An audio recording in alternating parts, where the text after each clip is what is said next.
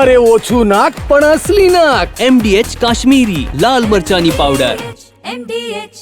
આ તરફ સુરતમાં કોંગ્રેસ સમિતિના નવા માળખાની જાહેરાત થતાં ભંગાણ સર્જાયું. એક સાથે 5 હોદ્દેદારોએ રાજીનામા ધરી દેતા શહેર કોંગ્રેસમાં ભડકો જોવા મળ્યો.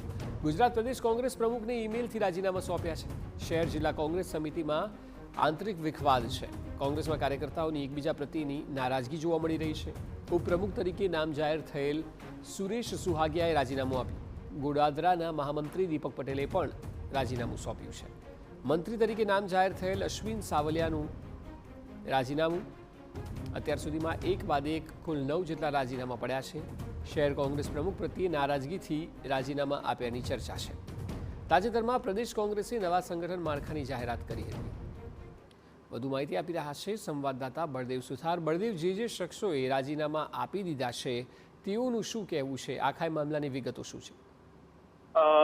જે રીતે સુરતની અંદર જે રીતે કોંગ્રેસના કેટલાક કાર્યકર્તાઓ જે સક્રિય હતા અને જે રીતે સુરતની અંદર મહાનગરપાલિકાનું જે આવનારા સમયની અંદર ઇલેક્શન આવી રહ્યું છે, આગામી અંદર જે ચૂંટણીના જે માહિતી જે સામે આવી રહી છે તે દરમિયાન સુરત શહેર કોંગ્રેસમાં મોટું જે ગાબડું પડ્યાની જે વાત સામે આવી રહી છે. શનિવારે કોંગ્રેસ દ્વારા સંગઠન મજબૂત કરવા માટે 151 હોદ્દેદારો નામની જાહેરાત કરવામાં આવી હતી. હોદ્દેદારો, પરંતુ નવી ટીમ સક્રિય થતા પહેલા જે વિવાદ છે તે સામે આવ્યો છે. સંગઠન માળખા જાહેરાત થવાની 3 મિનિટોની અંદર પક્ષના જુદા જુદા જે લોકો છે નારાજગી વ્યક્ત કરી હતી અને પોતે સંગઠનના હોદ્દા ઉપરથી ટપોટપ જે રાજીનામા છે તે ઉપલા જે હોદ્દેદારોને છે મોકલી આપ્યા હતા.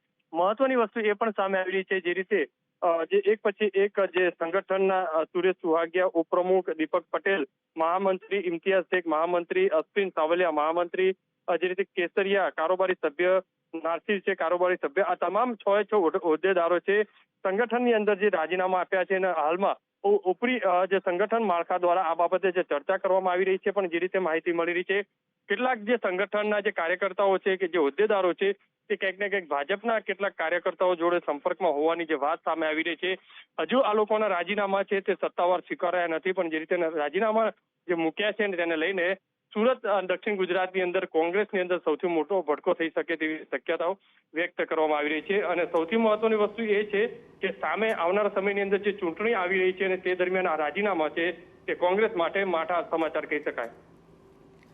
જી બિલકુલ, આભાર સમગ્ર માહિતી બદલ.